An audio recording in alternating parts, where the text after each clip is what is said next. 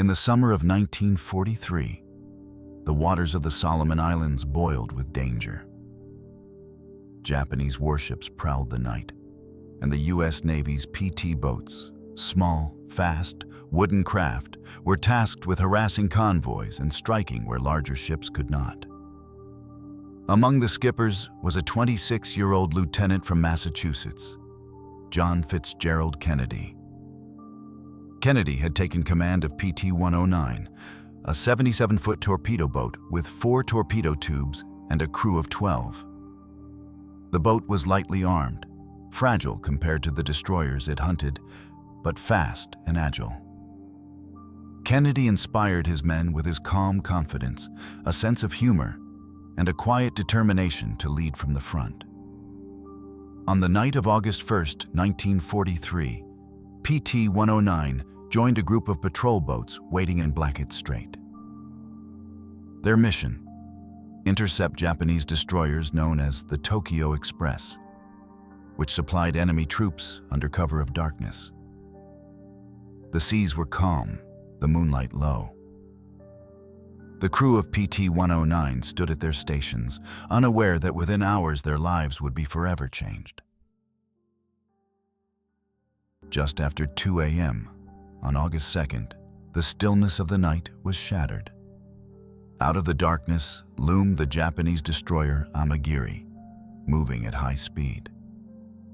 Before Kennedy or his crew could react, the massive steel ship plowed into PT-109. With a sickening crunch, the destroyer sliced the wooden boat in two, flames erupting as fuel ignited. 2 crewmen were killed instantly. Others were thrown into the sea, clinging to wreckage as burning debris lit the black waters. Kennedy himself was hurled against the deck, but managed to drag himself back to his men. Amid the chaos, he shouted for survivors, gathering the wounded and those scattered in the waves. The Amagiri steamed on, unaware or unconcerned with the fate of the shattered boat it had left behind. PT-109 was gone. Kennedy and his men were adrift in hostile waters, far from safety, surrounded by the threat of sharks, exhaustion, and capture. Survival would depend not on their weapons, but on their will and their skipper's determination to bring them home. As dawn broke, the survivors clung to floating debris. The wreckage of PT-109 bobbed helplessly in the waves, offering no cover, no salvation.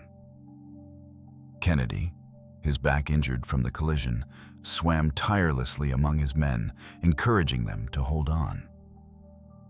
One sailor, Patrick McMahon, was badly burned and nearly unconscious. Kennedy refused to abandon him, clenching McMahon's life jacket strap in his teeth. Kennedy towed him through the water. The men decided to swim for a small speck of land visible in the distance. Hours passed as they kicked and paddled, the sun beating down, salt water stinging their wounds. At last, they staggered onto the shore of Plum Pudding Island, exhausted but alive. There was no food, no fresh water, only the promise of survival if they could endure. For days, they lived on coconuts, their bodies weakened by hunger and exposure. Kennedy made repeated swims into the open sea, searching for rescue or passing ships. Each time he risked his life against currents and the threat of patrols. His leadership was not in orders barked, but in example. He swam farther, carried more, and refused to let despair claim his crew. Days passed with no rescue. The men weakened, and desperation set in. Kennedy resolved to act. Once again, he set out into the night, towing McMahon as he had before, swimming for hours against the tide. He reached another island, Olasana, where he found coconuts and a little water, then returned to bring his crew over in shifts. The swims were grueling, some taking more than 4 hours through shark-infested waters.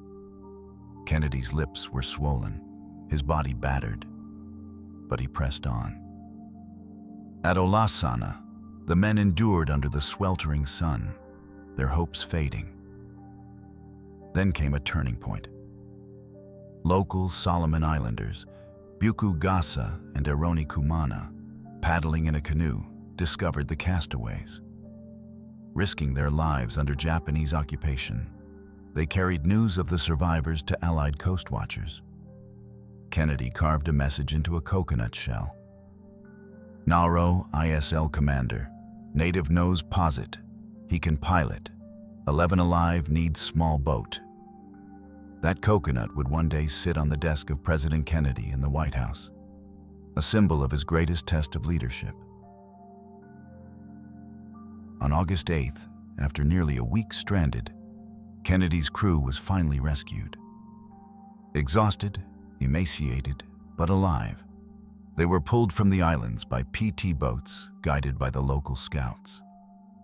For Kennedy, the ordeal was life-defining. His men credited him with their survival, not because he gave orders, but because he swam when they could not, carried them when they were broken, and never allowed hope to die. News of the survival spread through the Pacific and later through the United States, where it became part of Kennedy's political identity. PT-109 was no longer just a number. It was a legend. When Kennedy ran for office, the story of his courage was retold again and again.